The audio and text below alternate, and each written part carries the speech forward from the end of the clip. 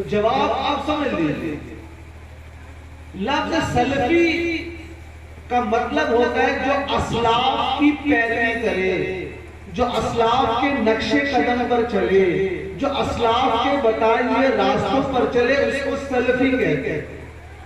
तो सवाल हुआ असलाफ कौन होते हैं? इस्लाम के शुरू के जो 300 साल के बुजुर्ग हैं, कितने सौ साल के? 300 साल के, उनको असलाफ कहते हैं। तो जो शुरू के 300 साल के बुजुर्गों की पैरवी करे उनको सलफी कहते हैं। ये कौन सी हिजरी चल रही है? 1443। मैं नौजवान बच्चों से एक अर्ज करना चाहूंगा कि आप गौर और फिक्र करें।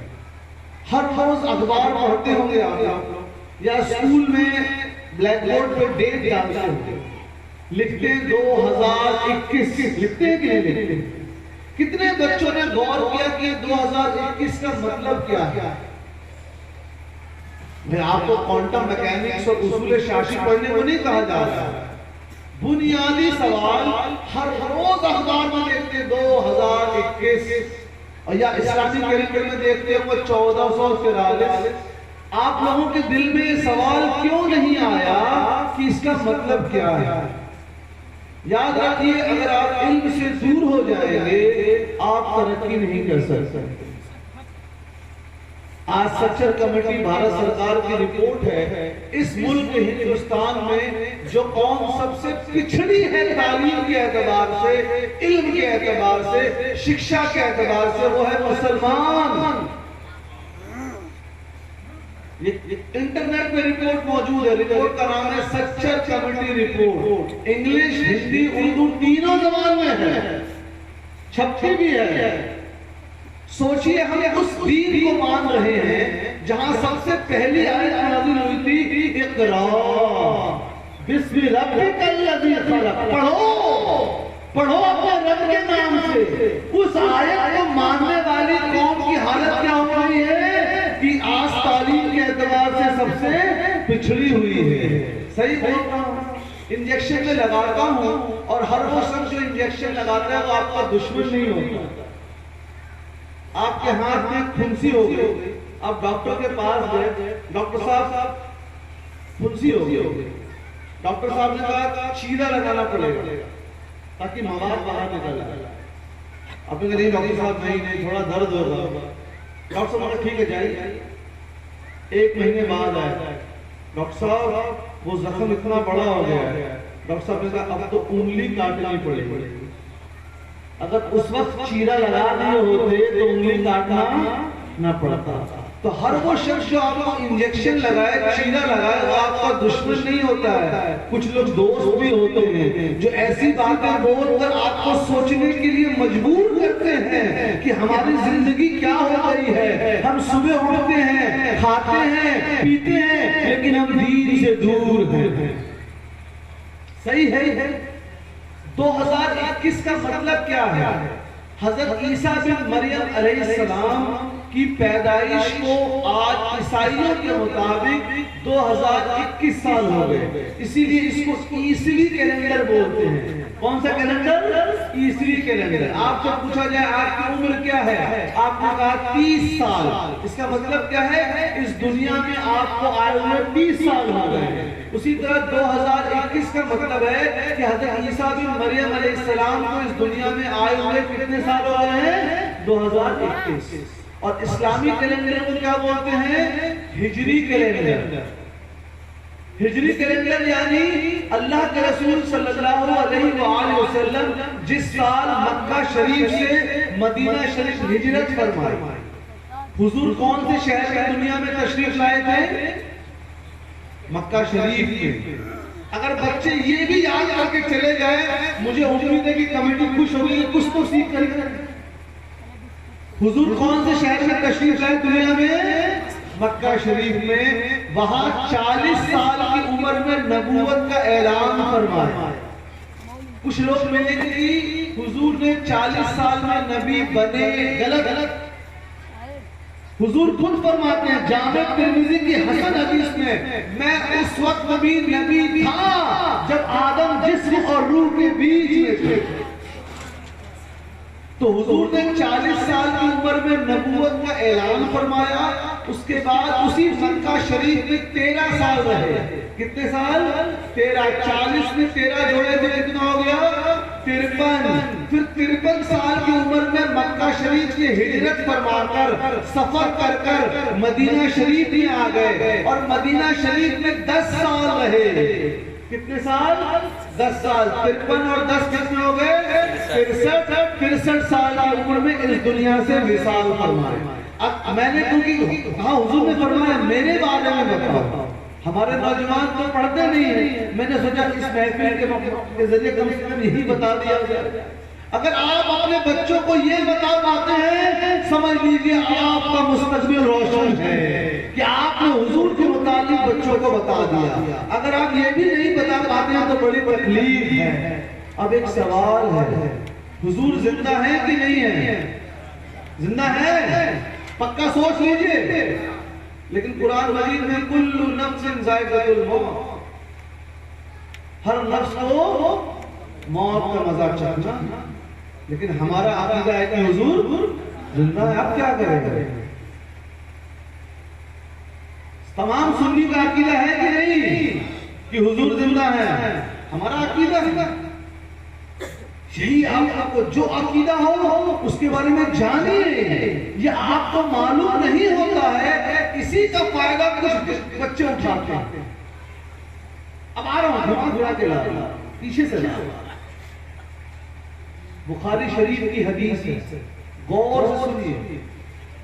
हुजूर अलैहिस्सलाम ने फरमाया क़यामत की निशानियों में एक निशानी ये होगी, अल्लाह ताला इल्म को उठा लेगा और इल्म को यूं उठाएगा, उलमा को, अहले इल्म को दुनिया से उठा लेगा।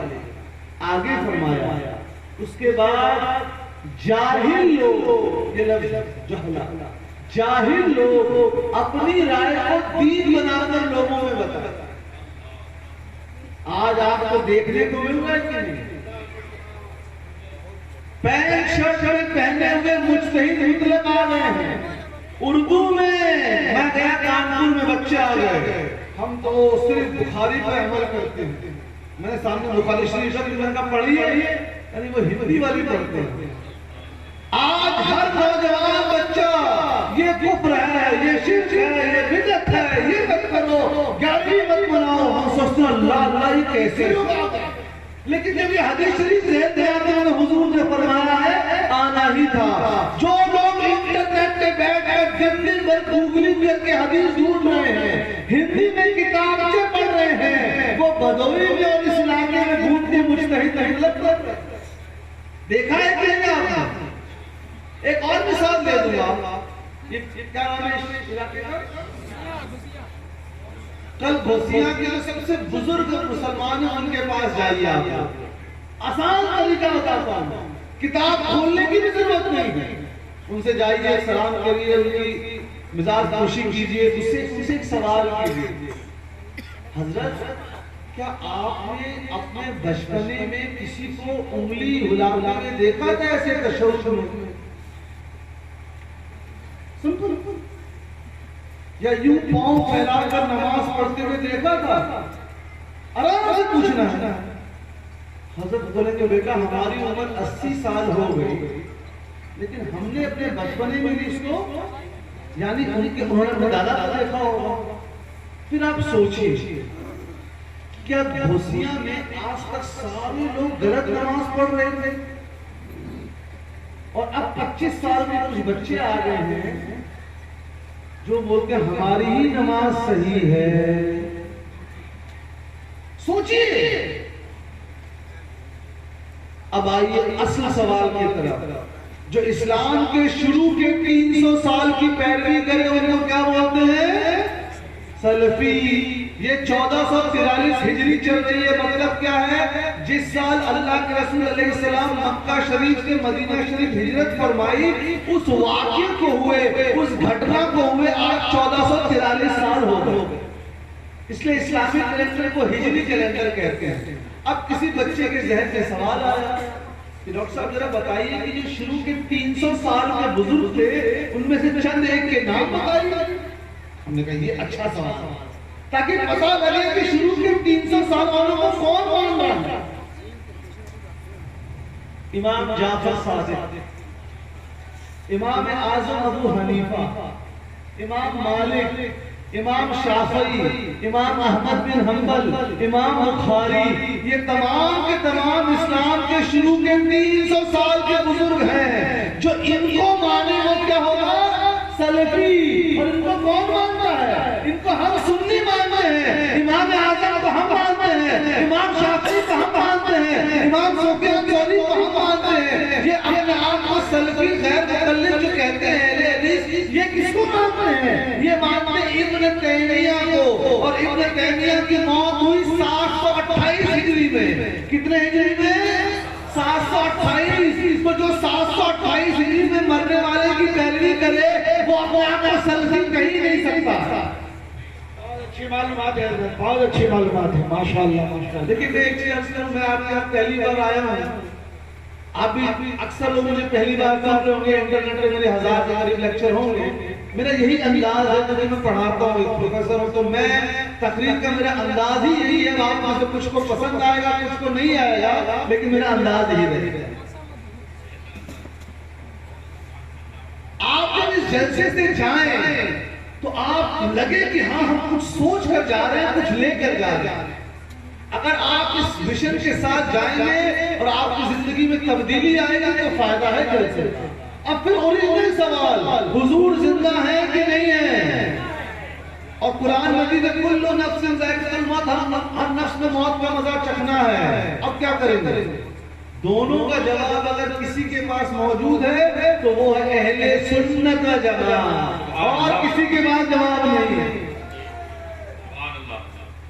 मौत किसको कहते हैं? जिस्म से रूह के निकलने को मौत कहते हैं।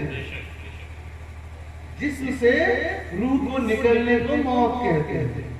हुजूर अलैहिस्सलाम के जिस्म मुबारक से एक लम्हे के लिए रूह मुबारक निकाली गई। लेकिन सुनन अबू दाऊद की हदीस में हुजूर ने क्या फरमाया? जब मेरा कोई उम्मती मुझ पे दुरूद और सलाम भेजता है तो अल्लाह ताला मेरी रूह को मेरे जिस्म में लौटा देता है। सुभान अल्लाह। अब सुनिए आगे की बात। जब हुजूर के जिस्म मुबारक से एक लम्हे के लिए रूह मुबारक निकाली गई तो कुल्लु नफ्सिन ज़ाइक़ातुल मौत का अमल हो गया, मौत का मजा चल गया। लेकिन उसी वक्त किसी न किसी सहाबी को हुजूर पे दुरूद और सलाम भेजा होगा कि नहीं भेजा होगा? भेजा होगा उसी वक्त। तो रूह मुबारक बदन मुबारक में वापस।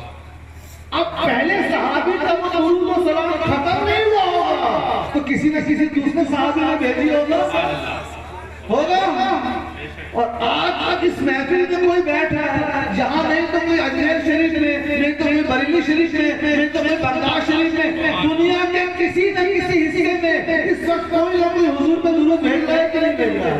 तो इसलिए इमाम महदी फरमाते हैं अला अद-दवाम कि ये रूह मुबारक जो लौटाई गई है मुस्तकिल हमेशा के लिए लौटाई गई। इसीलिए हुजूर अपने कब्र में जिंदा है। ये कौन फरमा रहे हैं? अल्लाह के रसूल सल्लल्लाहु अलैहि वसल्लम खुद फरमा रहे हैं। हदीस है قال رسول الله صلى الله عليه وسلم الأنبياء أحياء في قبورهم يصلون। हुजूर फरमाते हैं तमाम अंबिया अपनी कब्रों में जिंदा हैं और नमाज पढ़ते हैं। नारे रिसालत, नारे रिसालत, फैज़ान गौसुल वरा जारी रहेगा। अब जो लोग अपने आप को अहले हदीस कहते हैं, जो लोग अपने आप को सलफी कहते हैं, उनका तो पूरा ऑपरेशन हो गया कि वो अपने आप को सलफी कह ही नहीं सकते हैं, क्योंकि वो किसको मानते हैं? इब्न तैमिया को। और इब्न तैमिया की मौत कब हुई? 728 हिजरी में। और सलफी उसी को कहते हैं जो 300 हिजरी तक के बुजुर्गों को माने। तो कहा ठीक है, हम अपने आप को अहले हदीस कहेंगे। हमने कहा अहले हदीस की तारीफ क्या है? जो सही हदीस पे अमल करे। जो सही हदीस का अकीदा रखे। तो ये जो हदीस है कि तमाम अंबिया की कब्रों में जिंदा है और नमाज पढ़ते हैं, ये बिल्कुल सही हदीस है। कल से तमाम अहले हदीस को ये अकीदा रखना पड़ेगा। सुभान अल्लाह, सुभान अल्लाह, माशाअल्लाह। अब परेशानी नाम, हम तो कुछ बहुत ज्यादा इल्मी गुफ्तगू नहीं, एकदम आराम से गुफ्तगू करना है, लेकिन कुछ बच्चों को एक तो पॉइंट देकर जाना। हम आज जिनके बारे में याद कर रहे हैं उनका नाम जान लीजिए। हर साल आप लोग ग्यारहवीं शरीफ मनाते हैं। देखिए, मोहब्बत की एक अलामत है कि आप जिससे प्यार करते हैं उसके बारे में ज्यादा से ज्यादा जानने की कोशिश करते हैं। सही है? हम अगर गौसुल आज़म से प्यार करते हैं तो क्या कभी हमने उनके बारे में जानने की कोशिश की? हमको खुद देखते हैं। कौन सी हिजरी चल रही है? 1443। गौसुल आज़म की पैदाइश हुई 470। कितने हिजरी में? यानी आज से तकरीबन 1400 साल, 1000 साल पहले। कितने साल पहले? हम जिनके याद कर रहे हैं उनकी पैदाइश आज से कम 1000 साल पहले। 980 970 है, 1000 पकड़ लीजिए। 470। इंतकाल हुआ 560 में। कितनी हिजरी में? अभी 1443 चल रही है। एक रिवायत में 61 भी है, एक रिवायत में 71 भी है। मैं बहुत इल्मी गुफ्तगू नहीं कर रहा हूँ। एक हाफिज ज़हबी ने दोनों कौल नकल के एकदम कहा, पैदाइश 470 का भी कौल है, 71 का भी कौल है। उसी तरह इंतकाल का फरमाया 560 भी है, 61 भी है, दोनों कौल आए। लोगों को आसानी याद में 470 560 रहेगी। 90 साल की उम्र पर कौन से शहर में पैदा हुए? गीलान। अब अरबी जबान में गाफ नहीं होता था, इसलिए वो गीलान आकर अरबी में जीलान हो गया। इसलिए शेख अब्दुल कादिर जीलानी। अगर मैं दिल्ली का हूं तो दिहलवी, कोई बरेली का है तो बरेलवी, कोई मैसूर का है तो मैसूरवी, जो निस्बत होती है। इसलिए शेख अब्दुल कादिर जीलानी। और इंतकाल कौन से शहर में हुआ? बगदाद। इसलिए शेख बगदादी भी कहते हैं बाज लोग। पैदाइश जीलान में, इंतकाल बगदाद में। अगर आप ये भी देकर जाएंगे इस महफिल से तो मुझे खुशी होगी।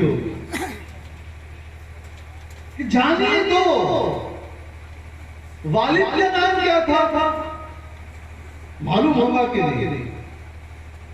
हजरत मूसा बिन जंगी दोस्त। अब यहाँ फिर अहले इल्म की तवज्जो के नुक्ता बयान करूंगा। बाद रवायतों में है मूसा बिन जंगी दोस्त और बाद में मूसा जंगी दोस्त। अम्मी वालिदा का नाम फातिमा, लक़ब उम्मुल खैर। इतना याद है। अब आइए तकरीर की तरफ। गौसुल आजम के जो वालिद थे वो जवानी के दौर में एक बार नहर नदी के बगल से गुजर रहे थे। एक फल गिरा हुआ था, उन्होंने फल को उठा के खा लिया। शरीयत के मुताबिक बहते हुए पानी में अगर कोई चीज बह रही है तो आप उठा के खा सकते हैं, लेकिन तरीक़त का मयार ऊपर होता है। खाने के बाद एहसास हुआ कि इसके मालिक कौन था, पता करूं कि किसके पेड़ से फल गिरा है। पहुंचे तो जाकर देखा एक बुजुर्ग थे। पूछा कि फल आपका, दरख्त आपका? कहा मैंने बिना आपकी इजाजत के फल खा लिया। वो बुजुर्ग ने उनको अपनी पास रखा और उनको देखा और कहा ये लड़का तो बड़ा मुतक्की और परहेजगार है। उनसे अपने बेटे की शादी कर दी। उनकी जो शादी हुई तो उनसे जो औलाद पैदा हुई, उस औलाद को हम और आप गौसुल वला कहते हैं। अब यहाँ एक नुक्ते की बात, यहाँ शादी किस लिए की गई? जहेज, खूबसूरती, अल्लाह और रसूल के वास्ते की गई। बुखारी शरीफ की हदीस है, निकाह के लिए जब लड़की का इंतखाब होता है, लड़की को चुना जाता है तो उसकी 4 वजह होती है। पहली खूबसूरती हमको अपने घर में चांद जैसी बहू लानी, कुछ लोग खूबसूरती। दूसरी वजह हुजूर अलैहिस्सलाम ने फरमाई दौलत, हमको बहुत जहेज मिलेगा, बहुत खानदान अमीर घर की बच्ची है। इसके चलते क्या हो रहा है, घरों में बच्चियों की उम्रें निकल रही हैं और लोग जहेज का मुतालबा करते हैं। ये जहेज मांगकर आप दुनिया को क्या बता रहे हैं, हमारा बेटा निकम्मा और निखट्टू है, वो कमा कर घर नहीं चला सकता, आपकी बेटी जो लेकर आएगी उससे हमारा घर चलेगा, यही है ना। तीसरा हुजूर ने फरमाया, अच्छी गुफ्तगू है। तीसरा हुजूर इस्लाम ने फरमाया हसब व नसब, फला खानदान में बिरादरी में शादी करेंगे। हुजूर ने फरमाया और चौथी वजह जो शादी की है वो है लड़की की दीनदारी, और फरमाया जो निकाह दीन के वास्ते किया जाए वो सबसे बेहतर है। यहाँ पे निकाह हज़रत गौसुल आजम के वालिद का दीन के वास्ते हुआ तो लड़का गौसुल आजम पैदा हुआ। हज़रत उमर रज़ी अल्लाह अन्हु का दौर था जब वो खिलाफत का, वो रात को घूमा करते थे देखने के लिए कि कोई परेशान हाल तो नहीं है। तो देखा एक बुढ़िया अपनी बच्ची से कह रही है दूध में पानी मिला दो। तो लड़की ने कहा अम्मी जान, हज़रत उमर ने तो मना फरमाया है कि कोई भी दूध का व्यापारी पानी नहीं मिलाएगा। तो उसकी मां ने कहा वो तो अपने घर में होंगे, इस वक्त थोड़ी देख रहे हैं। लड़की ने कहा अम्मी लेकिन अल्लाह ताला तो देख रहा है। हज़रत उमर ने इस जवाब को सुना तो अपने घर आए, अपने बेटे को बुलाया और पूछा मुझे एक ऐसी लड़की के बारे में पता लगा है जिसके दिल में खौफ खुदा है। लड़कों ने ये नहीं पूछा आपका गोरी है ये काली है, जहेज कितना लाएगी, नाम कैसी है, ना ना ना, खौफ खुदा है। एक लड़का शादी के लिए फौरन तैयार हो गया।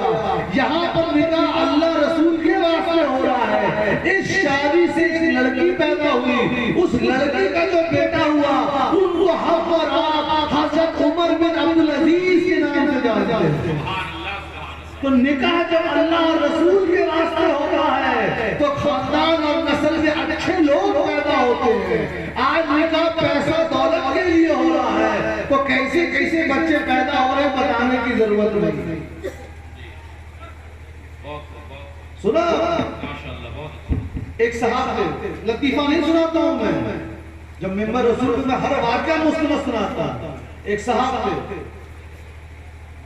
थक कर ऑफिस से घर आए, घंटी बजाई, बच्चे ने दरवाजा खोला, पूछा अब्बा थक गए हैं, गैर मुस्लिम का पापा जी थक गए हैं, कहा हाँ थक गया, प्यास भी लगी है, हाँ हाँ, शरबत पिएंगे, हाँ बेटा हाँ ठीक है मेरे लिए भी बना लीजिएगा। ये हो गया क्योंकि हमने अपने निकाह को शरीयत के मुताबिक नहीं रखा है। आइए फिर गौसुल आजम की तरफ चले। पैदा हो गए कहा 470 में गिलान में पैदा हो गए। वालिदा ने 12 साल की उम्र तक मुकम्मल तालीम लिया और गौसुल आजम से पूछा गया आपको कब पता लगा कि आप अल्लाह के वली हैं? फरमाते हैं जब मैं 12 साल का हुआ तो मैंने फरिश्तों को बात करते हुए सुना कि इस लड़के को जाने दो ये अल्लाह का वली है। 12 साल की उम्र में उनको इल्म हुआ, वली तो वो पैदाइशी थे। 18 साल की उम्र तक गौसुल आजम ने उसी गिलान में इल्म हासिल किया। कितने साल की उम्र तक?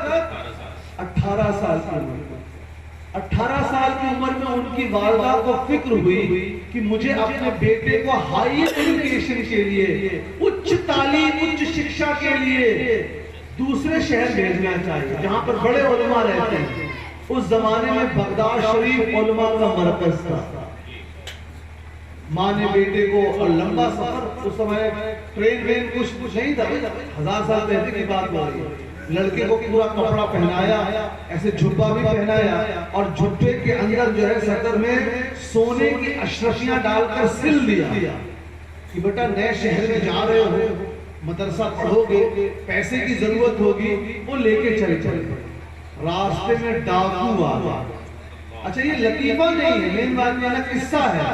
मैं जो भी वाकया बता रहा हूँ उस किताब का नाम लिख लीजिए। किताब का नाम है अरबी जबान में बहजतुल असरार, लिखने वाले इमाम शतरूफी हम्बली रहमतुल्लाह अलैह। इस किताब की खासियत ये है कि इसमें जो भी वाकया लिखा गया है वो सनद के साथ लिखा गया है। जैसे हदीस में हम कहते हैं हदसना, अखबरना, समीअतु, मैंने उनसे सुना, उनसे सुना, जो पूरी सनद होती है, चेन होती है, उस तरह इस किताब में जितने वाक़ये लिखे गए सबकी सनद मौजूद।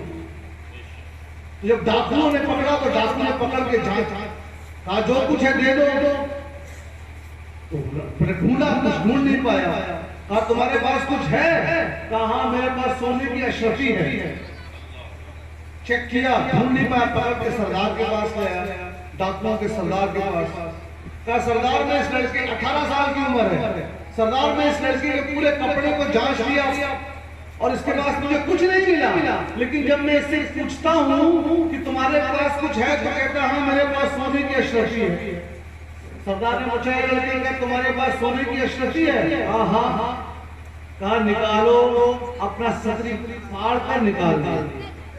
अब सरदार ने एक सवाल किया,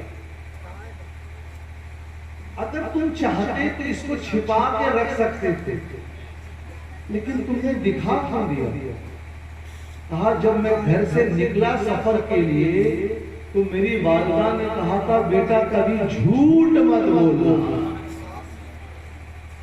आज अपने समाज को हम देखें, अब्बा बगल में बैठे हैं, फोन आ रहा है किसी साहब का, अब्बा का बात करने का मन नहीं है, बेटे लो अब्बा को कह दो कि अब्बा घर में नहीं। सही है, हम खुद अपनी औलाद को झूठ बोलना सिखा रहे हैं। और उससे दुख की बात, आज लोग झूठ को कबीरा गुनाह नहीं समझते हैं, जबकि गुनाह की दो किस्में होती हैं, एक छोटी और एक बड़ी। झूठ बोलना बड़े गुनाहों में है, झूठ आम हो चुका है। फिर कहते हैं हमारे रिस्क में बरकत नहीं है, धोखा हम दे रहे हैं। अगर हम गौसुल आजम की सीरत पढ़ रहे हैं तो इसमें भी तो गौर करें कि कितने सच्चे थे वो। डाकू एकदम मुतासिर हो गया कि 18 साल का लड़का झूठ नहीं सच बोलता है, उनके हाथ पर पूरे डाकू 40 डाकू ईमान लाकर इस्लाम कबूल कर लिया।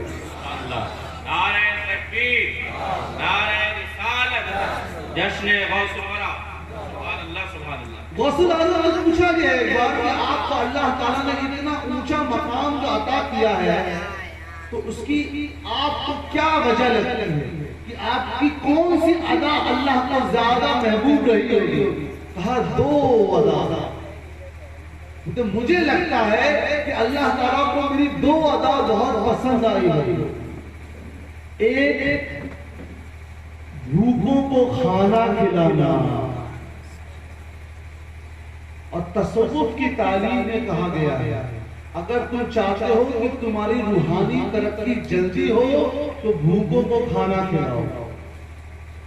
फरमाया दूसरा मेरी आदत, मेरी खसलत, मेरी अदा जो मैं लोगों के साथ नरमी से पेश आता।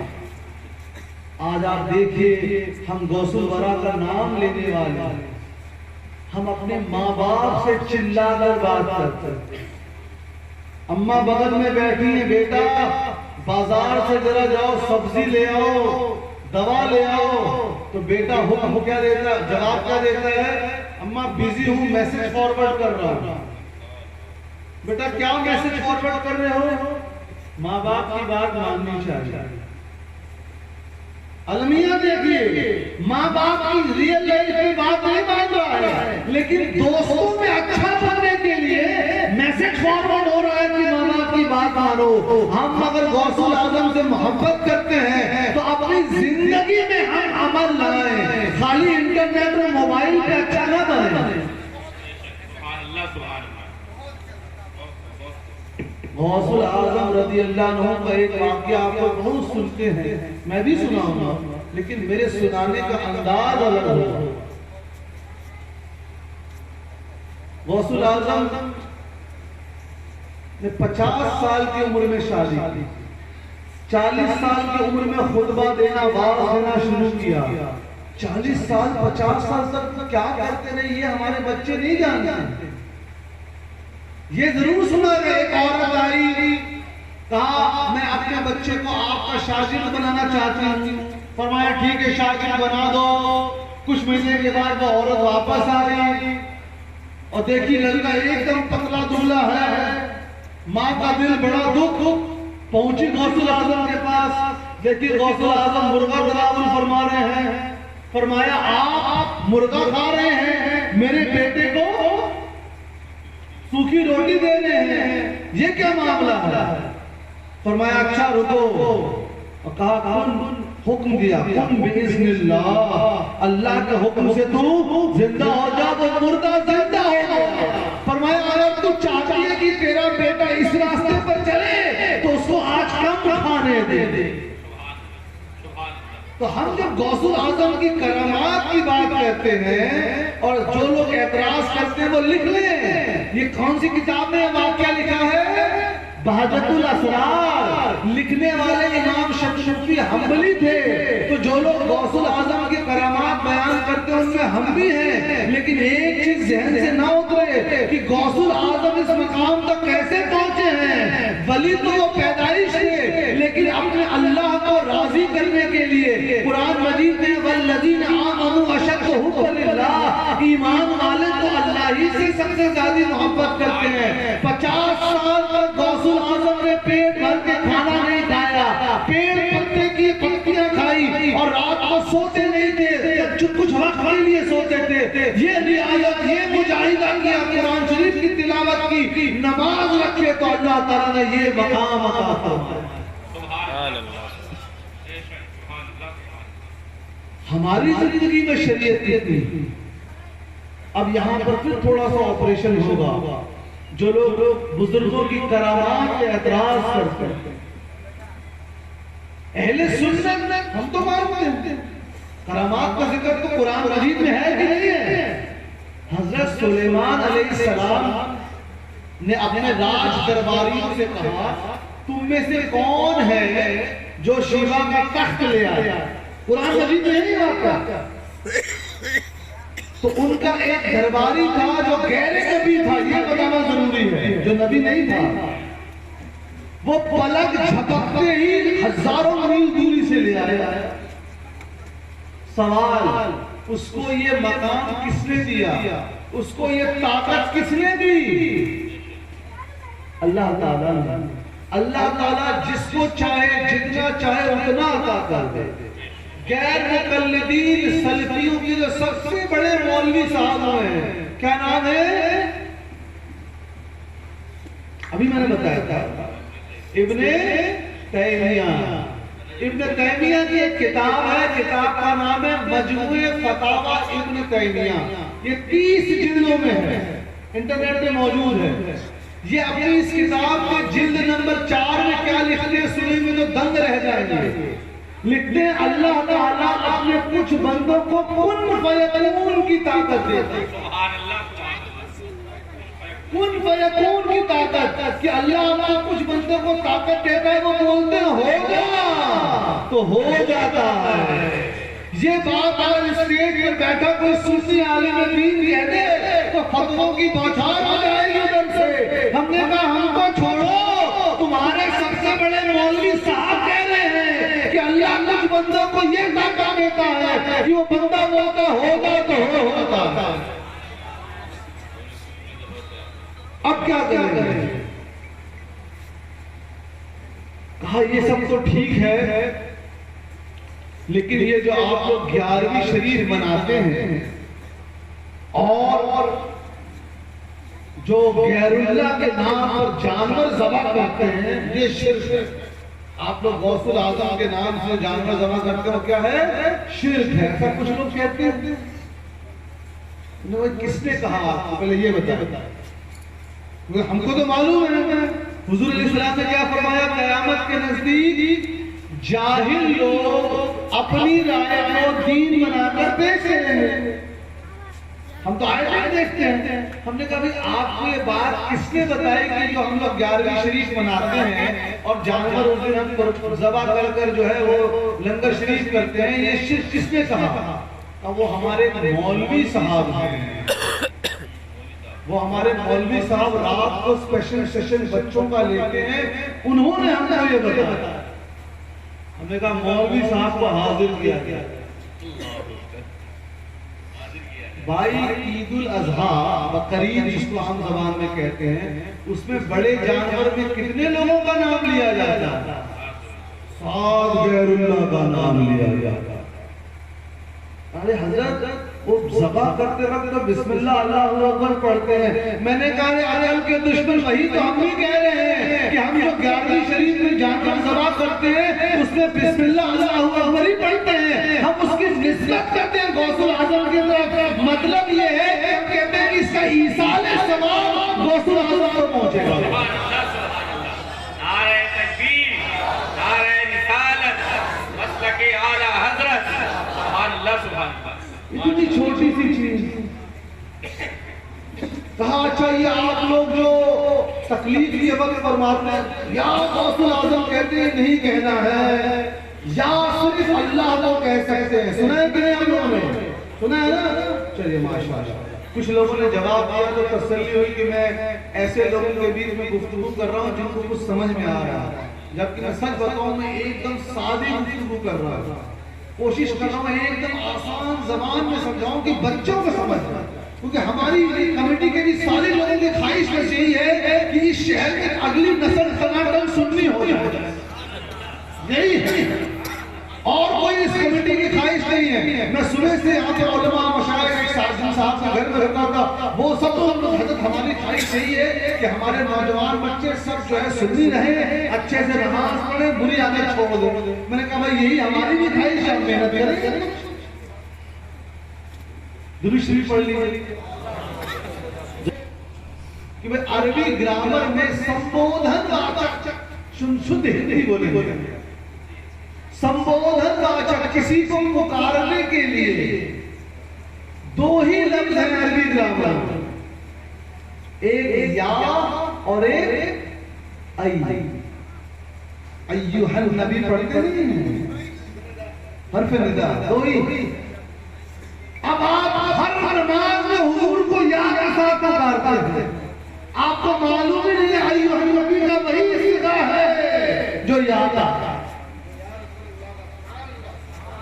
कभी मोहम्मद मौलवी साहब ने कहा था कि नहीं, हमने कहा मौलवी साहब को बुला के लाइए कि पूरे कुरान मजीद में कहाँ ला इलाहा इल्लल्लाह मुहम्मदुर रसूलुल्लाह लिखा है। पूरे कुरान मजीद में एक साथ ला इलाहा इल्लल्लाह मुहम्मदुर रसूलुल्लाह एक जगह भी नहीं लिखा है, एक जगह नहीं लिखा, एक साथ। तो हम लोग मानते हैं कि नहीं? क्यों? क्योंकि हदीस शरीफ में जिक्र है। हम अहले कुरान नहीं हैं कि सिर्फ कुरान को मानते हैं। अल्लाह ने क्या फरमाया? या अय्युहल्लज़ीना आमनू अतीउल्लाह व अतीउर रसूल व उलिल अम्रि मिनकुम। ऐ लोगों जो ईमान लाए, तुम अल्लाह को मानो, अल्लाह की इताअत करो यानी कुरान मजीद को, और रसूलुल्लाह की इताअत करो यानी हदीस और सुन्नत को निभाओ। याद रखिए। अब सहाबा ने या रसूलुल्लाह कहा कि नहीं, सारा मामला ये। अच्छा सहाबा हुजूर से कितनी मोहब्बत करते थे मालूम है आपको? 2 हदीस शरीफ बयान करो।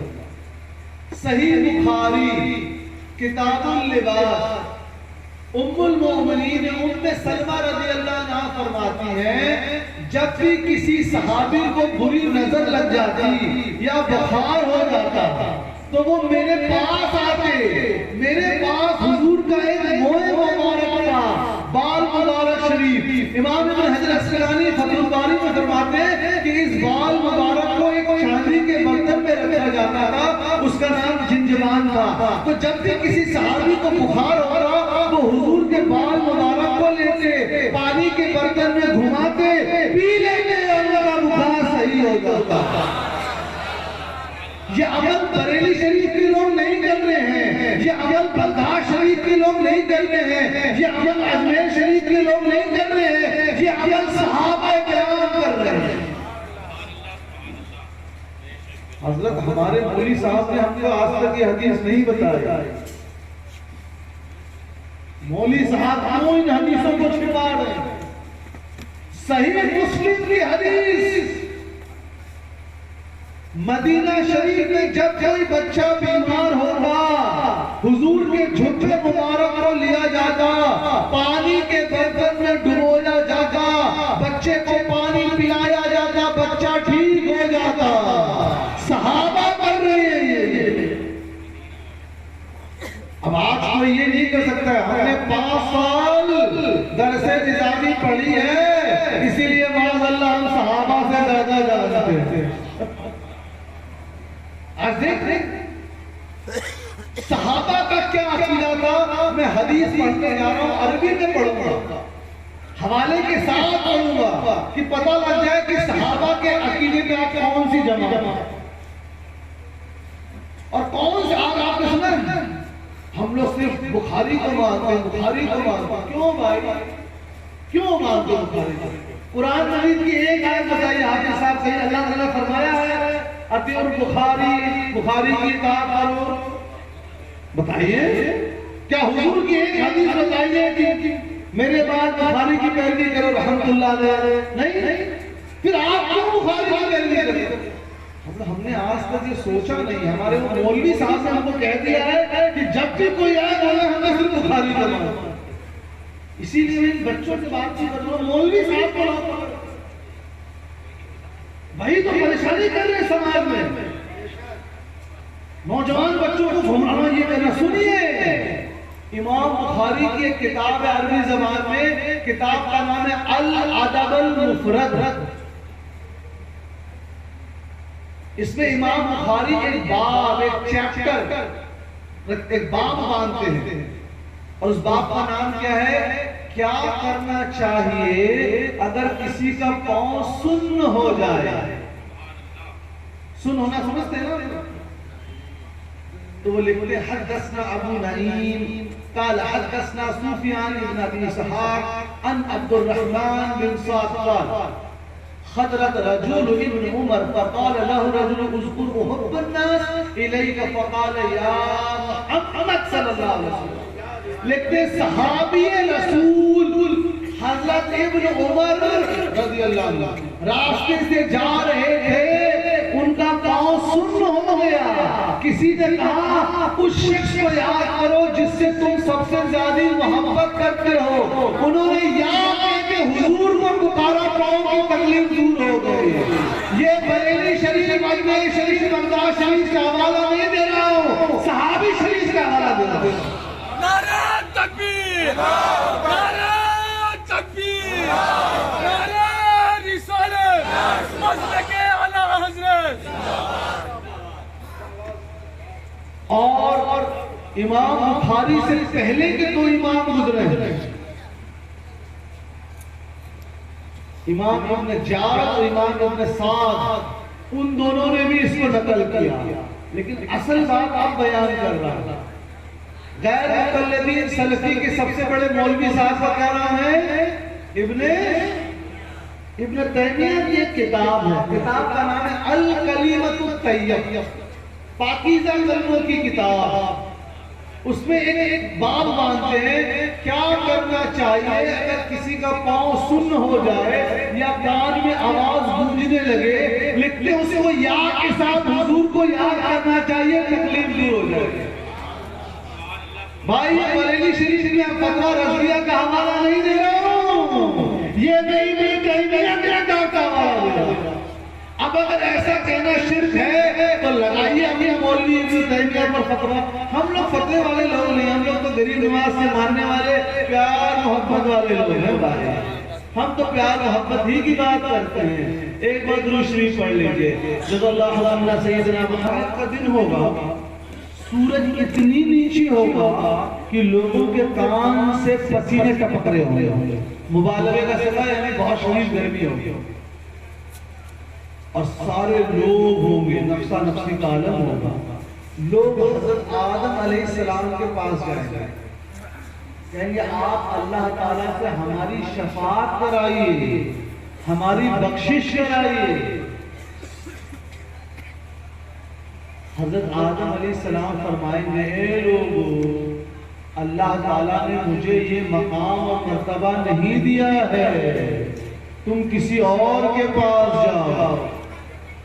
इसी तरह लोग हजरत नूह अलैहिस्सलाम, हजरत मूसा अलैहिस्सलाम, तमाम अंबिया अलैहिस्सलाम के पास जाएंगे, सब नबी यही कह देंगे कि अल्लाह ताला ने हमको ये मर्तबा नहीं दिया है अलैहिस्सलाम।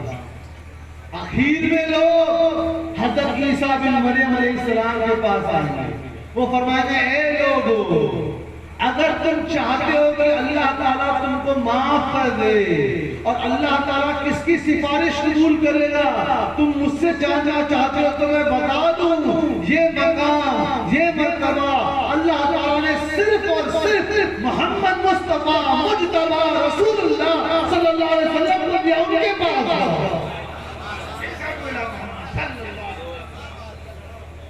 इसी को मकाम महमूदा कहते हैं, शफाअत कुबरा कहते हैं। हुजूर अलैहिस्सलाम सजदा फरमाएंगे और हम गुनहगारों की बख्शिश करवाएंगे। अब हुजूर के बाद हुजूर ने उस दरवाजे को खोल दिया, अब दूसरे अंबिया अलैहिस्सलाम और सिद्दीकीन और शुहदा, और एक सही हदीस में है कि एक हाफिज़े कुरान अपने खानदान के 10 लोगों की शफाअत कराएगा। हुजूर के कराने के बाद कितने लोग अपने बच्चों को कुरान मजीद पढ़ना सिखाते हैं।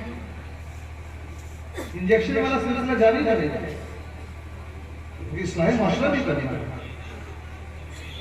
वालिदा ने लिया गिलाफ में लपेट कर बेटी ने कुरान शरीफ रख दिया, कहा ताके पे। अब घर में कुरान खानी के दिन मौलाना का फोन होगा, हजरत आज घर में कुरान खानी है, मदरसे से बच्चे भेज देंगे। मैं थोड़ी आया हूँ किस मिर्री को शम्स नबी है, तो मुझे मालूम है क्या होता है। वहां से आ रहे बच्चे, मदरसे के बच्चे आ रहे हैं, उस दिन कुरान शरीफ नीचे उतर रहा है और वो मदरसे के बच्चे तिलावत कर रहे हैं। आपने उन बच्चों के ताम खाने का भी इंतजाम किया है, उनको आने जाने के किराए का भी इंतजाम किया है, फिर कुरान शरीफ की तिलावत को लपेट करके ऊपर रख देंगे। अगले दिन हमारे पास आएंगे, हजरत हमारे तिजारत में बरकत नहीं है, तावीज दीजिए। आपके घर में कभी कुरान मजीद की तिलावत नहीं होती है, आपका बेटा रात रात भर गंदी फिल्में मोबाइल में देखता है, आपकी बीवी दिन भर चैटिंग करती रहती है, और आप चाहते हैं कि आपका घर में बरकत हो जाए।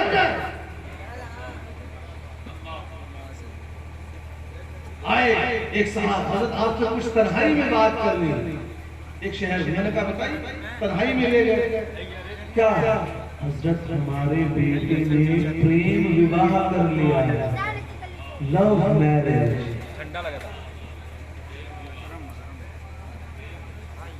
जब आपका बेटा रात रात को मोबाइल में चटियाता था, आपकी लड़की रात रात को मगरिब के बाद घूम कर आया करती थी, तब तो अम्मा अब्बा पैसे कमाने में लगे हैं।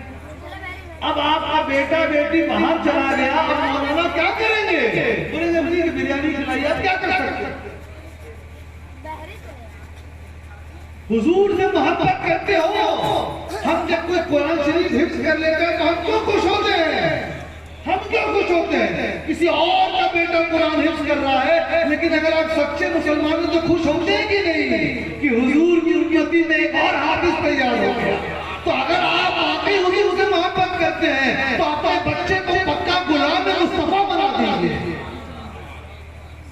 हुजूर तो इतनी मोहब्बत कर रहे हैं। और दूसरी हदीस में आंख से आंसू आ जाएंगे।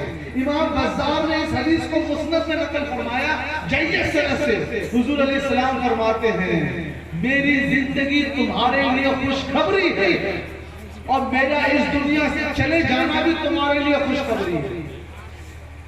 तुम्हारे आमाल जो तुम दुनिया में करते हो मेरे सामने पेश किए जाएंगे, दिखाए जाएंगे।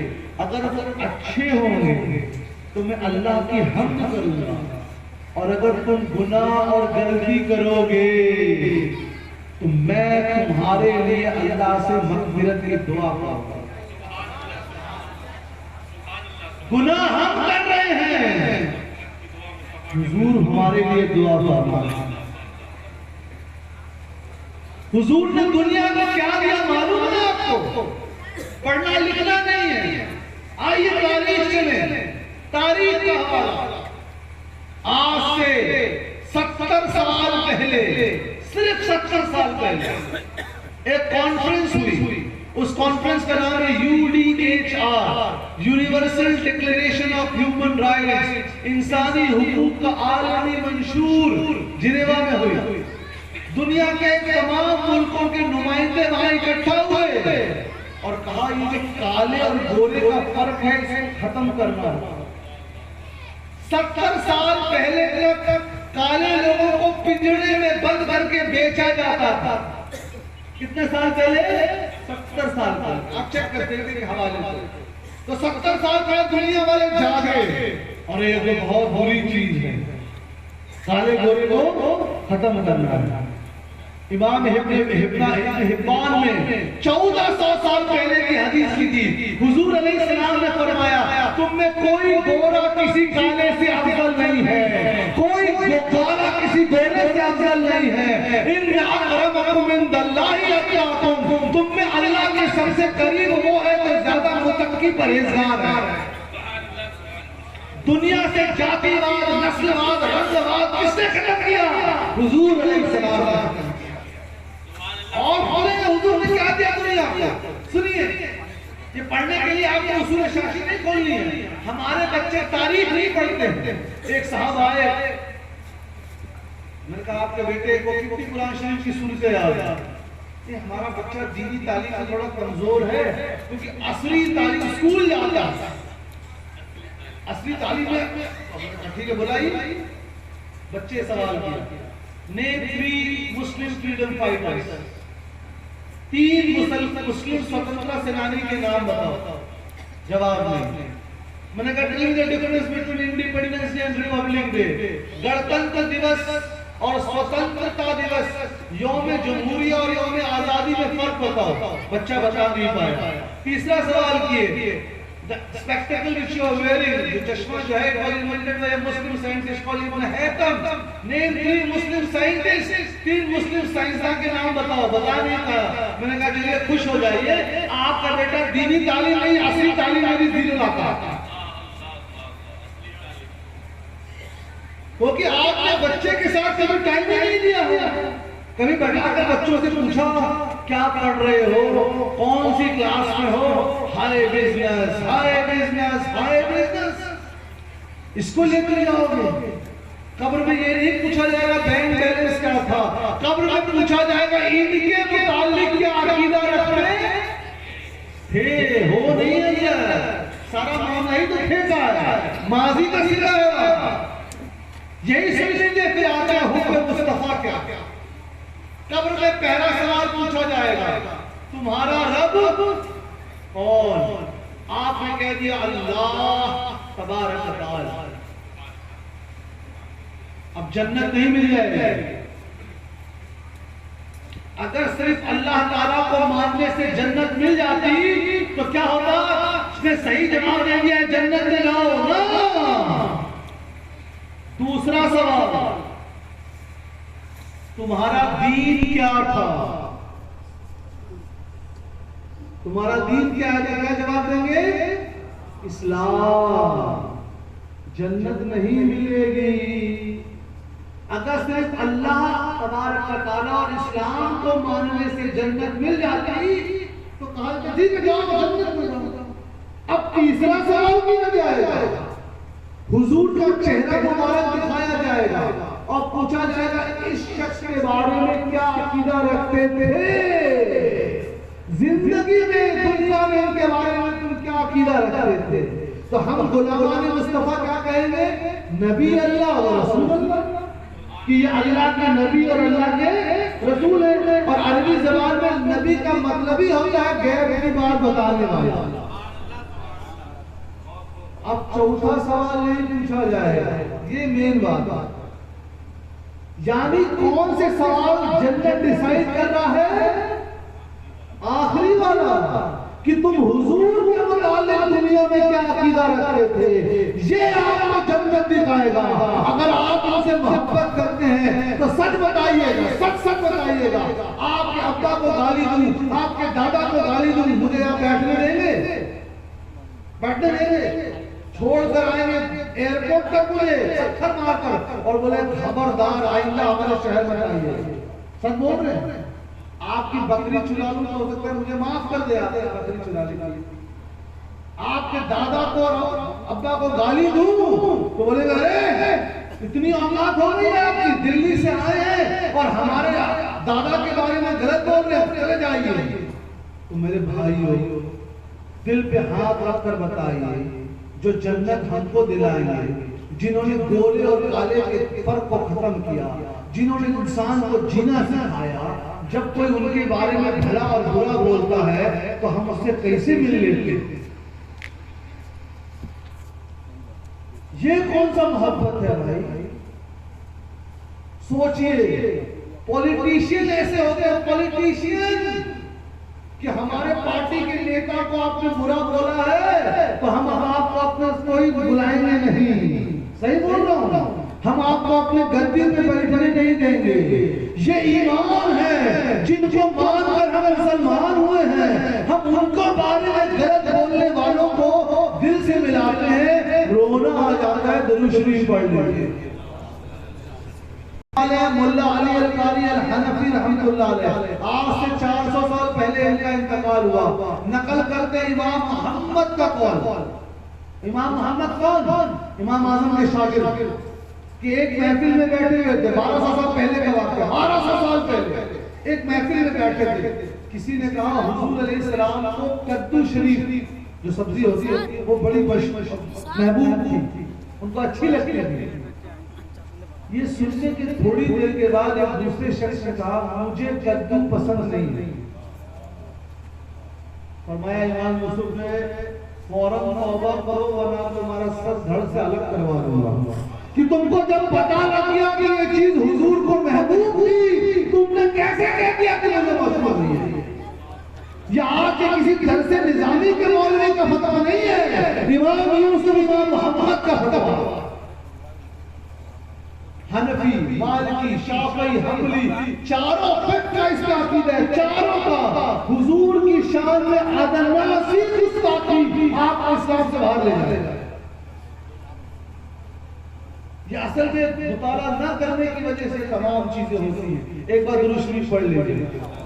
हम लोग मिलादुल नबी करते हैं, लोगों को इस पे भी एतराज होता है। हम लोग 11वीं शरीफ मनाते हैं, 12वीं शरीफ, 6ठी, सब पे एतराज होता है। हमने कहा जितने एतराज है आप पूछिए, हम जवाब देंगे। हमारा एक ही सवाल, कितना? जो लोग अपने आप को अहले हदीस या सलफी कहते हैं, उन लोगों ने तौहीद की 3 किस्में बांटी। तौहीद उलूहिया, तौहीद रुबूबिया, तौहीद अस्मा व सिफात। हम दुनिया के तमाम अहले हदीसों को हाथ जोड़कर सवाल करते हैं। एक कुरान शरीफ की आयत ले आइए, एक जहां अल्लाह ताला ने तौहीद की किस्में बांटी। अगर नहीं ला सकते तो एक हदीस शरीफ ले आइए।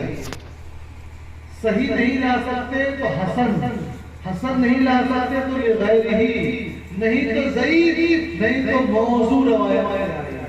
कयामत आ जाएगी, मुर्गा अंडा दे देगा, बैल दूध दे देगा, दुनिया का कोई अहले हदीस तौहीद की 3 किस्मों का हवाला नहीं लाता है।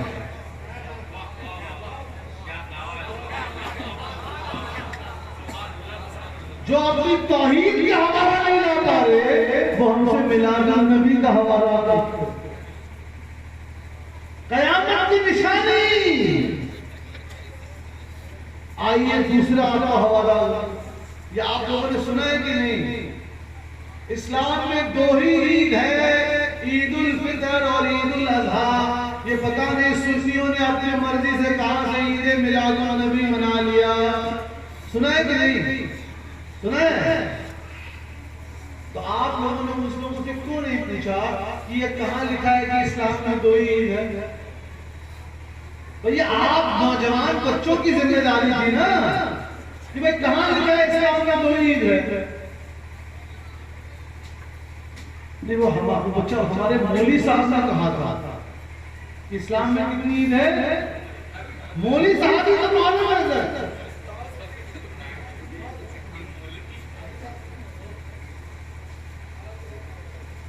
सुनन अबू दाऊद में हुजूर अलैहिस्सलाम ने फरमाया अल जुमअतु लिल ईदी मुस्लिमीन। हुजूर अलैहिस्सलाम ने फरमाया हर जुमा मुसलमानों के लिए ईद का दिन है।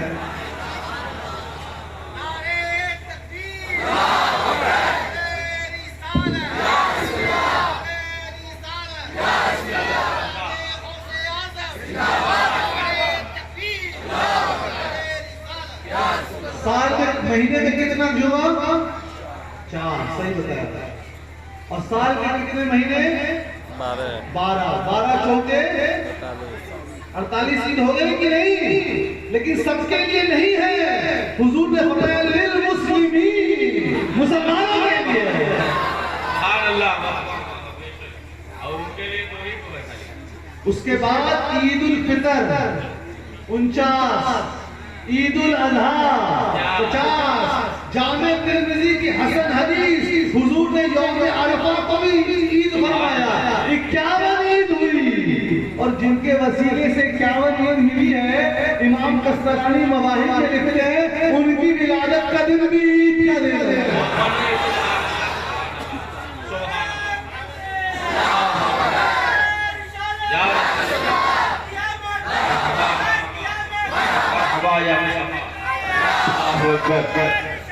या रसूल अल्लाह, सुभान अल्लाह। अब आइए हम देखिए आराम से, क्योंकि मैं पढ़ाता हूं तो मेरा अंदाज भी है कि बच्चे को समझाना है और कोई मकसद नहीं किसी भी जलसे का अगली नस्ल टनाटन सुननी मिल जाए। बुजुर्गों, सहाबा, अहले बैत, उलमा, मशाइख से मोहब्बत आप समझ लीजिए आपका शहर महफूज है इंशाअल्लाह। और अगर आपके शहर में ये लोग आ गए हैं तो यानी खतरे की घंटी बज रही है। जो लोग यूं पांव फैला के नमाज पढ़ते हैं, अब इसका हवाला भी सुनिए और ये थोड़ी तवज्जो की इल्मी गुफ्तगू है। मैं 5 मिनट आप लोगों का अटेंशन चाहूंगा। सही बुखारी किताबुल अज़ान में इमाम बुखारी रहमतुल्लाह अलैह हदीस में फरमाते हैं अल्लाह के रसूल अलैहिस्सलाम ने फरमाया ए लोगों साहबा, जब तुम नमाज में सफों में खड़े रहो, सब समझते हैं ना, कतार पंक्ति रो, तो अपने सफों के दरमियान गैप फासला मत छोड़ो। अगर तुम्हारे बीच में गैप रहेगा तो शैतान तुम्हारे दिलों के बीच में गैप फासला पैदा करेगा। ठीक है, ये हुजूर अलैहिस्सलाम ने फरमाया। इसके बाद इमाम बुखारी रहमतुल्लाह अलैह एक सहाबी का कौल नकल करते हैं। एक सहाबी फरमाते हैं कि जब हमने हुजूर के इस हुक्म को सुना तो हमने अपने कंधे को बगल वाले नमाजी के कंधे से जोड़ लिया। हमने अपने घुटने को बगल वाले नमाजी के घुटने से जोड़ लिया। हमने अपने एड़ी को बगल वाली नमाजी की एड़ी से जोड़ लिया।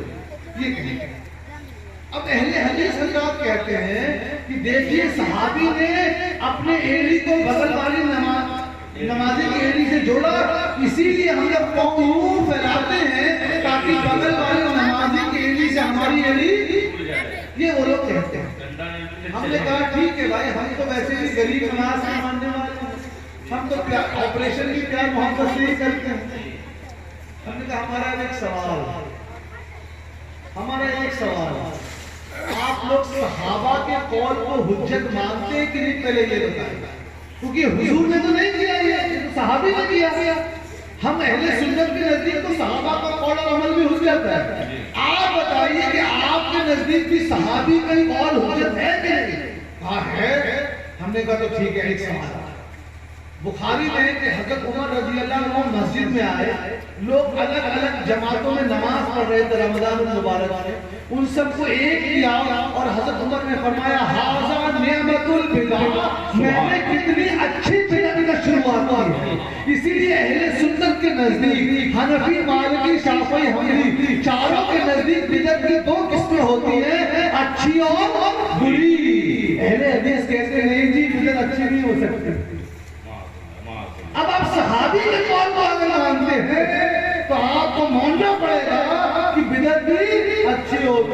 है, जैसे महफिल करना ये अच्छी बिदअत है, खत्म बुखारी शरीफ करना अच्छी बिदअत है। अब हमने दूसरा सवाल किया कि भाई चलिए सहाबी का कौल को मानते हैं, अच्छी बात। अब सवाल है, सहाबी ने तो कहा कि हमने कंधे से कंधे को जोड़ा, घुटने से घुटने को जोड़ा, एड़ी से एड़ी को जोड़ा। आप तो सिर्फ एड़ी से एड़ी को जोड़ते हैं, कंधे और घुटने को क्यों नहीं जोड़ते? आपको मालूम है कंधा जुड़ ही नहीं सकता। मेरी हाइट है 5 फीट 8 इंच, मौलाना की हाइट सिर्फ 6 फीट 2 इंच है, हम दोनों बगल में खड़े हो। मेरा कंधा यहाँ होगा, जिनकी हाइट 6 फीट 2 इंच है, कंधा ऊपर होगा कि नहीं होगा? होगा।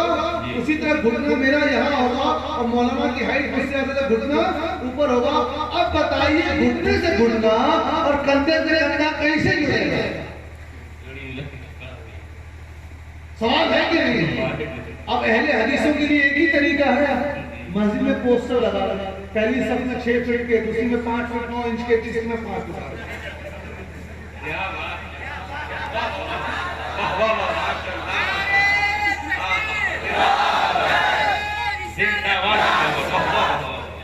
माशाअल्लाह माशाअल्लाह।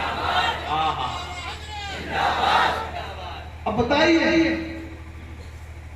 उलमाए अहले सुन्नत, उलमाए अहले सुन्नत, सुभान अल्लाह।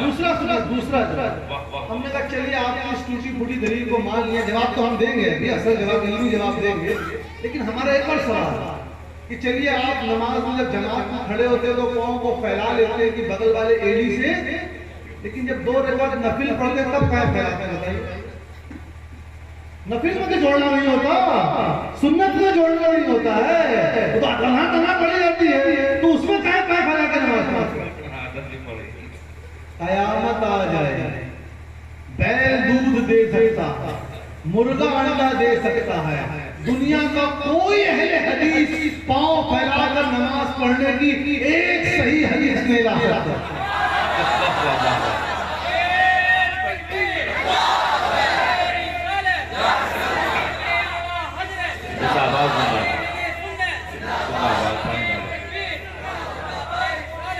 या रसूल अल्लाह। अब इसका जवाब भी सुन लीजिए, और जवाब हम नहीं दे रहे हैं, अमीरुल मोमिनीन फिल हदीस इमाम इब्न हजर अस्कलानी फतहुल बारी में, इमाम आइनी उम्दतुल बारी में, एक शाफई एक हनफी है, कहते हैं ये जो बात है ना कि कंधे से कंधा, घुटने से घुटना, एड़ी से एड़ी, इसके जाहिर माने को नहीं लेना है, जाहिर नहीं बोलते, इसके मफहूम को लेना है कि यहाँ मुबालगे का सिगा है। जैसे मैं कहूँ वो साहब मेरे दिल के बड़े करीब हैं, तो बोलेंगे हजरत तो इतना दूर बैठे हुए आप बोल रहे हैं दिल के करीब है, बोले भाई दिल से करीब होने का मतलब होता है मैं उनसे मोहब्बत करता हूँ। उसी तरह यहाँ जो सहाबी ने कहा कि अपने कंधे से कंधा, एड़ी से एड़ी और घुटने से घुटना जोड़ा, इसका हकीकी माना नहीं है, इसका मतलब है कि हमने सफों को सीधी कर लिया। सुभान अल्लाह, सुभान अल्लाह। जिनकी नमाजें गलत है वो हमसे 11वीं की दलील मांगे। नमाज तौहीद को हमने कर दिया, कोई दलील नहीं है नमाज। और सुनिए ये अहले हदीस हजरात एक और शोर छोड़ते हैं, कहते हैं कि औरत और मर्द की नमाज एक जैसे है। जो लोग पढ़ते हैं वो मेरी किताब डाउनलोड कर ले, इंटरनेट पे मेरी किताब है, इंग्लिश और उर्दू दोनों जबान में PDF है, और दिल्ली में मटिया महल में बिकती भी है। किताब का नाम है सलाह of women in the light of Quran and Sunnah, Urdu में नाम है ख्वातीन की नमाज कुरान और सुन्नत की रोशनी। हनफी, मालिकी, शाफई, हम्बली, अहले सुन्नत के चारों मज़ाहिब में औरत और मर्द की नमाज में फर्क है। एक फर्क बता दो क्योंकि आज मौजूद हो रही है, मर्द जब सजदा करेगा तो अपने केवली को उठाएगा, औरत जो है उसे जमीन में टच करेगी, एक फर्क है। अब अहले हदीस हजरात कहते हैं नहीं जी, औरत और मर्द की नमाज एक जैसे, और दलील क्या लाते हैं कि बुखारी शरीफ की हदीस में हुजूर अलैहिस्सलाम ने फरमाया नमाज ऐसी अदा करो जैसे तुमने मुझे अदा करते हुए देखा। खत्म करेंगे थोड़ी देर में। तो कहते हैं हुजूर अलैहिस्सलाम ने अलग अलग हुक्म नहीं दिया औरत और मर्द के लिए, एक हुक्म दिया कि नमाज ऐसी पढ़ो जैसे तुमने मुझे पढ़ते हुए देखा। तो चूंकि हुक्म एक है इसलिए औरत और मर्द की नमाज एक जैसे। अब मैं एक बात बताऊंगा, लेकिन हंसना नहीं, तवज्जो दे। सलफी अहले हदीस हजरात कैसे नमाज पढ़ते हैं? पाँव, और ये कहते हैं कि औरत भी हमारे जैसे नमाज पढ़े। कितनी मायूब बात है, कितनी मायूब बात है। मनासी नबी दाऊद की हदीस है, हुजूर रास्ते से जा रहे थे, औरतें नमाज पढ़ रही थी, हुजूर ने फरमाया ऐ औरतों, अपने जिस्म को समेट कर नमाज पढ़ो कि तुम पर ज्यादा पोशीदगी लाजिम है। क्या हमारा अहले सुन्नत का मजहब, पाकीज़ा, अहले बैत से मोहब्बत, सहाबा से मोहब्बत, सूफिया से मोहब्बत, उलमा से मोहब्बत, मोहब्बत ही मोहब्बत अहले सुन्नत में है। वहां क्या है? हम तो सऊदी के उलमा को मारेंगे। कैसे मानोगे? 5 साल पहले सऊदी के उलमा बोले थे औरत ड्राइविंग नहीं कर सकती, आप कर सकती है।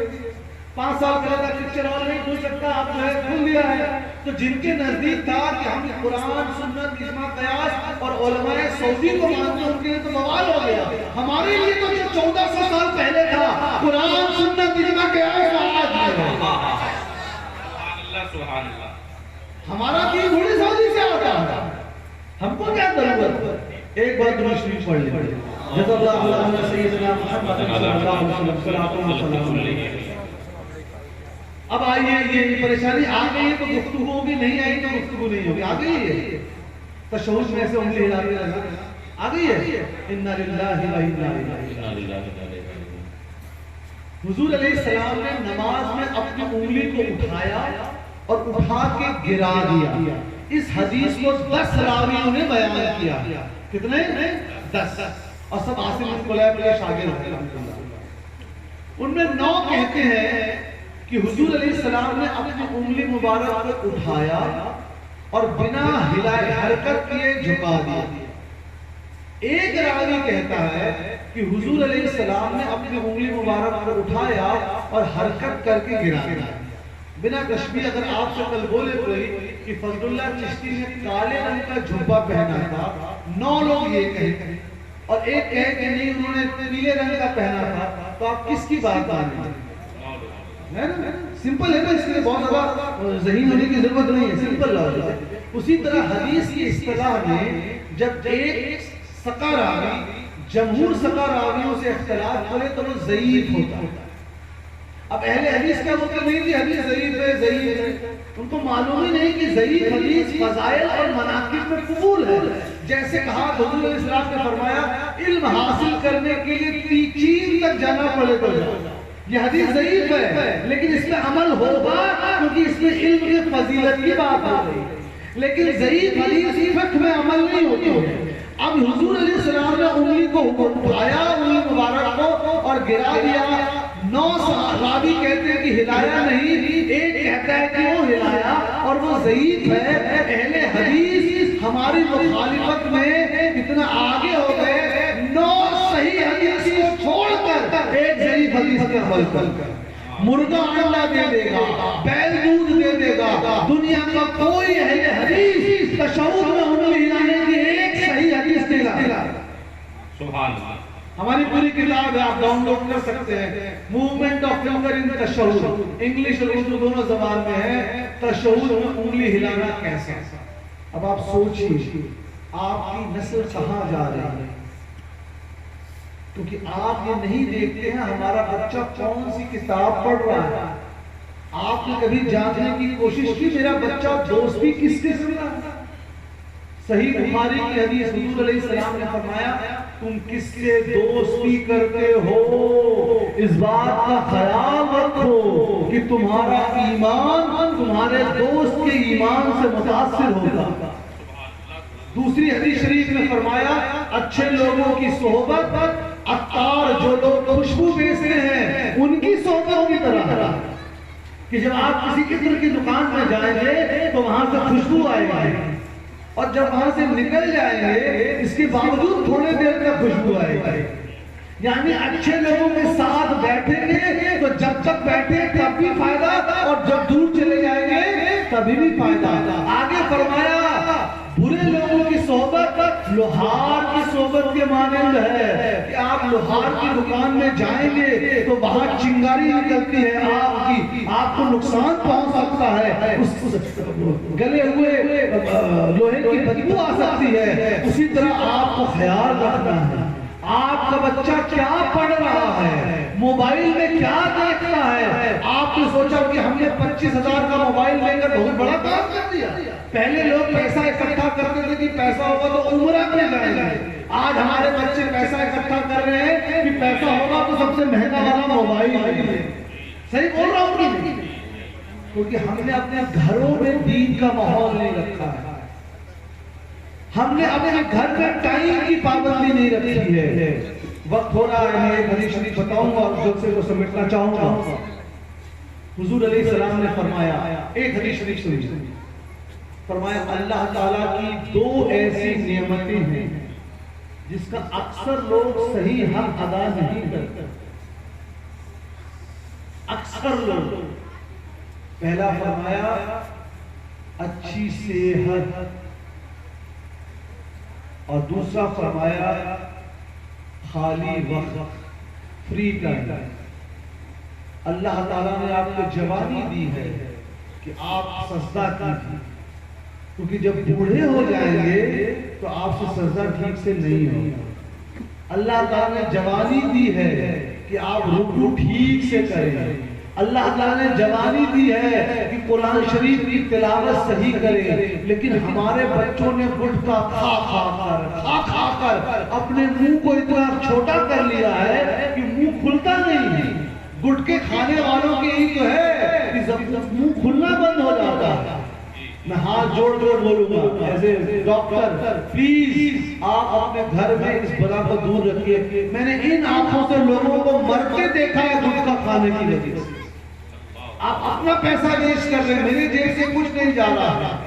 आप आपका इलाजा कीजिए, सौंफ को भून लीजिए, नारियल को काट कर भून लीजिए और डब्बी में रखिए। जब गुटखा खाने का तलब हो वो खाइए, वरना आप तो 35 साल में चले जाएंगे, आपके साथ कोई नहीं रहेगा, आपका बच्चा और आपकी बीवी रोएगी आपके पीछे। अपनी हुजूर ने कहा अच्छी सेहत, इसका लोग हक अदा नहीं करते।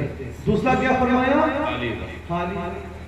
चले जाइए किसी मुस्लिम मोहल्ले में, रात को 2 बजे तक मैंने इन आंखों से देखा है हमारे बच्चे कैरम बोर्ड खेल रहे हैं, लाइट लगा। उसका असर क्या होता है, जब 10 और चले गैर मुस्लिम मोहल्ले में चले आइए, रात को 8:30 बजे कोई नहीं दिखेगा। उसके बाद जब 10th का रिजल्ट आता है तो हमारे बच्चों के नंबर आते हैं 55, उनके बच्चों के नंबर आते हैं 90। क्यों हमारे बच्चे doctor, engineer, chartered accountant, police officer हमारे बच्चे क्यों नहीं बनते हैं? क्योंकि उनको अच्छी फिक्र नहीं दी जाती है। आप तालीम के व्यापारी हैं, आप बेहतरीन MBA कीजिए, MBA की करके ब्रांडिंग के साथ तालीम का व्यापार कीजिए। आप इल्म हासिल करके तालीम का व्यापार करेंगे तो आज 10 रुपया कमाओगे, कल 15 रुपए कमाएंगे, क्योंकि जब आपको मालूम होगा कि किस मुल्क में तालीम जाएगी तो ज्यादा पैसा लगेगा। अपने बच्चों को पढ़ाइए। तिजारत का ये कतई मतलब नहीं है कि आप इल्म से अपने बच्चों को दूर कर दें। आप इस महफिल में आए, गौसुल आजम के बारे में कुछ चीजें जाने, अपने घर में कैसा माहौल रखना है इसके बारे में कुछ जाना। जब आप जाएंगे तो एक ही इरादा लेके जाना, एक ही इरादा लेके जाना कि हमारे घर में कल सुबह से ईशा का वक्त हो गया, जिन्होंने नहीं पढ़ी पढ़ेंगे, हमारे घर में हम दीन का माहौल पैदा करें इंशाअल्लाह। आपसे कोई इस्लाम ये नहीं कहता कि दीन के माहौल का मतलब है कि आप तिजारत मत कीजिए। इस्लाम आपको करोड़पति नहीं अरबपति बनने की इजाजत देता है। अरबपति बनिए, मैं बोलता है 2.5% ज़कात दीजिए। इस्लाम ये नहीं कहता कि नहीं आपको अच्छा खाना नहीं खाना है, बेहतरीन बिरयानी खाइए, लेकिन क्या कह दिया, हलाल खाना, हराम की कमाई नहीं खाना। इस्लाम ये नहीं कहता कि आप औरतों के साथ ताल्लुक मत बनाइए और जो है जन्नत में चले जाइए, सन्यासी का जीवन बताइए, नहीं। इस्लाम कहता है शादी करो, बच्चे पैदा करो, लेकिन हलाल रिश्ते रखो, हराम रिश्ते मत रखो। अल्लाह अल्लाह बेशक मैं स्कूल कॉलेज में हूँ, मैं देख रहा हूँ खून के आंसू, हमारे बच्चे हर गुनाह में मुब्तला है। शराब हमारे बच्चे पी रहे हैं, नाजायज ताल्लुकात हमारे बच्चे हैं, मोबाइल में गंदी फिल्में हमारे बच्चे देख रहे हैं। जिस कौम के नौजवान अपनी कुव्वतों को, सलाहियतों को वेस्ट करेंगे, उसका मुस्तकबिल अच्छा कैसे होगा? अब आपके हाथ में मोबाइल है, अगर आपकी दृढ़ शक्ति नहीं है तो आप तमाम बुराइयां देख सकते हैं, और अगर आप अच्छा चुनना चाहें तो आपके पास अच्छाई का भी जरिया है कि इसमें अच्छी उलमा की तकरीर और किताबें मौजूद हैं। तो आज गौसुल वरा कॉन्फ्रेंस का यही मेरी तरफ से पैगाम है, गौसुल आज़म की सीरत जानिए, इबादत, तकवा, औलिया अल्लाह से मोहब्बत कीजिए। अच्छी बात सुनकर मुझे मालूम है कल आपको बहुत अच्छी, अरे हज़रत ने बड़ी अच्छी तकरीर की थी, हमने आज तक ऐसी तकरीर नहीं सुनी, मुझे कोई फर्क नहीं पड़ेगा। अल्लाह जान जाए कोई मैं पिछली रात को भी तकरीर कर रहा हूँ, उसने रात में तकरीर करता हूँ, मुझे खुशी तब होती है जब एक मौलाना बोले हज़रत आपकी तकरीर के बाद फलाना बच्चा बदल गया, वो नमाज़ी हो गया। सुभान अल्लाह सुभान अल्लाह। हज़रत आपकी तकरीर के बाद फलाना घर में दीनी माहौल आ गया, बच्चियां नकाब पहनने लगी हैं, और आपकी तकरीर के बाद लोग अब जमात से नमाज और तिलावत कुरान पाक कर रहे हैं। आपकी तकरीर के बाद लोगों ने जहेज देना बंद कर दिया। ये सुनता हूं तो लगता है अल्लाह ताला ने कबूल कर लिया। तो आप तमाम कमेटी मेंबरान का शुक्रिया अदा करता हूँ, आप लोगों का शुक्रिया अदा करता हूँ। आप लोगों ने दयार मोहब्बत में बुलाया, अपना कीमती वक्त दिया।